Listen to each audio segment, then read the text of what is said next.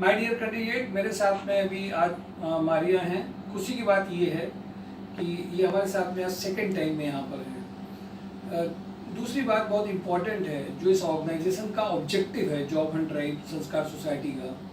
बहुत सारे ऐसे कैंडिडेट्स हैं जिनकी फैमिलीज़ की वजह से उनको यहाँ आना पड़ता है। उनके अंदर टैलेंट है, एजुकेशन है, वाकई में उनका IQ EQ लेवल सब अच्छा भी है, बट फैमिली की वजह से वो छोड़ नहीं सकते हैं।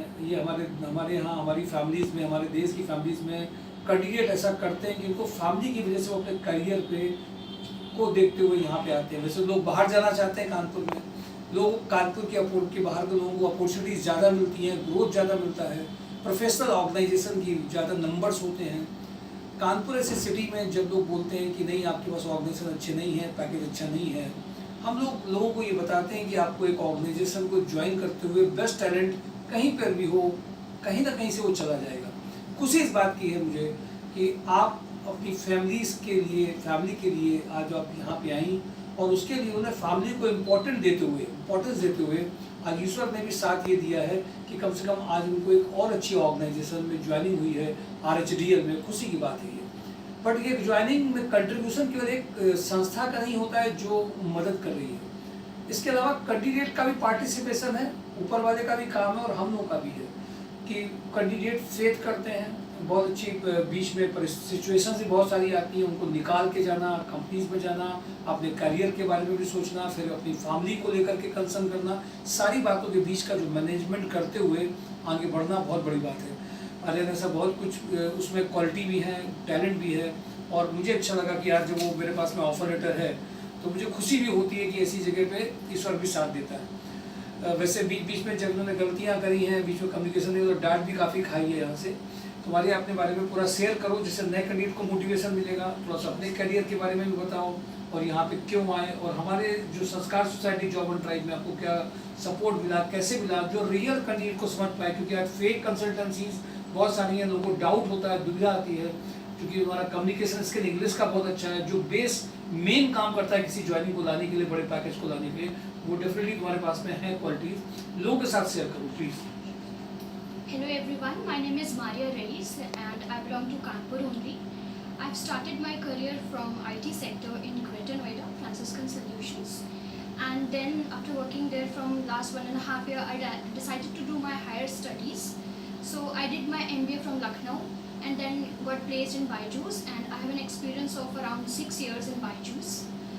But after getting promotion over there, due to some family issues, here in Kanpur, as my father is not well, so I wanted to get settled here. So I come to from my friend, I come to know about Abhishek sir and Shukla sir. So I come here, and in this channel I am coming second time, because before that I placed in MLA group with the help of Shukla sir and Abhishek sir. And today I am really happy and wanted to share my happiness with you all that again I got placed in a good organization, RHDL, Fincana Solutions Private Limited.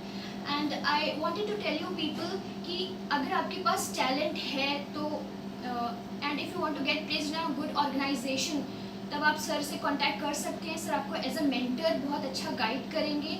And I'm really thankful to Shukla sir and Abhishek sir that I again got placed in good organization which is RHDL. Thank you. अच्छा, यहाँ पे मैं कोई question पूछूं, जैसे आपका जो experience रहा, पहले ऑफिस को ज्वाइन किया, गैप हुआ, तो यहाँ पे क्या चीज़ आपको अलग और कंसल्टेंसी से लगती है, जो अलग से आप बता सकती हैं लोगों को?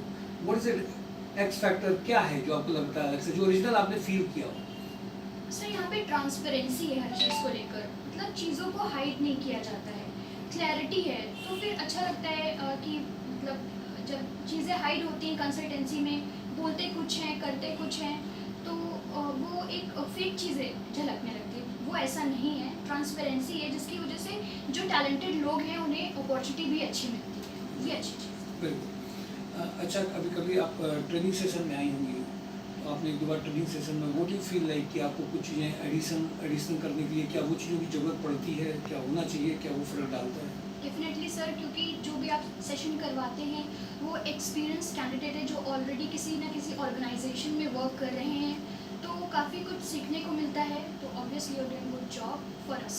अच्छा, कभी कभी डांट भी पड़ी होती है, कभी कभी सुनना पड़ता है, तो उसमें मन नीचे जाता है। नीचे भी जाता है बट मोटिवेट भी होते हैं कि नहीं और बेहतर करना है। ठीक है, फिर बहुत अच्छी बात। सारी बातों को आपने रखा पूरी अच्छी तरीके से। देखिए, ये मैं उन कैंडिडेट्स के लिए खास तौर से कहूँगा, देखिए एक कभी ना कभी एक फीमेल अपनी फैमिली को चुन रही है और उसके बाद में वो यहाँ पे सेटल होकर के सारी चीज़ों को बर्दाश्त करते हुए अपनी फैमिली को इम्पोर्टेंस दे रही है और उसको वो चीज़ मिल भी रही है। माय डियर कैंडिडेट, मैं खास तौर से मेल मेंबर्स को भी इस बात के लिए कहूँगा, कभी कभी आपकी फैमिली को बहुत आपकी ज़रूरत पड़ती है। हम प्रोग्रेसिव हों, हम करियर ओरिएंटेड हों, ये बहुत अच्छी बात है, पर हमारा जो देश है उस देश में फैमिली को भी ज़रूरत पड़ती है। उस जगह पे जब आप फैमिली को इम्पोर्टेंस भी देते हैं, उनको कंसर्न भी करते हैं और आप यहाँ पे आकर के देखते हैं, तो हो सकता है ज़्यादा मेल यहाँ पे नहीं हो रहा हो इंटरव्यूज़ में, शायद उस तरह से चीज़ें नहीं हो रही जैसे हो रही, बट आप अच्छी जगह पहुँचेंगे और ऐसे पैकेजेस कानपुर में हैं। अभी आप जब बैठी थी तो उसके बीच में भी 62 ईयर के जिनका पैकेज 70-80 आया था, उनसे भी बातचीत होते हुए भी मैंने उनको बताया कि देखिए 70-80 पैकेज आने के बाद में अब 1 लाख की जो लड़ाई है तो उसके उनके वो भी अभी आगे बढ़ रहे हैं। तो ऐसा नहीं कि 62 ईयर के कैंडिडेट का भी पैकेजेस आ रहे हैं। कानपुर को आप इतना हल्के में मत लीजिए। हाँ, थोड़ी प्रोफेशनलिज्म कम होगी, ऑर्गेनाइज्ड वो कम होंगे, उनका एक सिस्टम किसी कंपनी का बहुत अच्छा होगा, किसी कंपनी का मिडिल लेवल पे होगा। ऑर्गेनाइजेशनल बिहेवियर में सबके अपने एटीट्यूड और चीज़ें अलग होती हैं, वो भी आपको मैनेज करना पड़ेगा। आप जैसी दुनिया चाहते हैं, जैसे लोग चाहते हैं, सब कुछ वैसा नहीं मिलना है।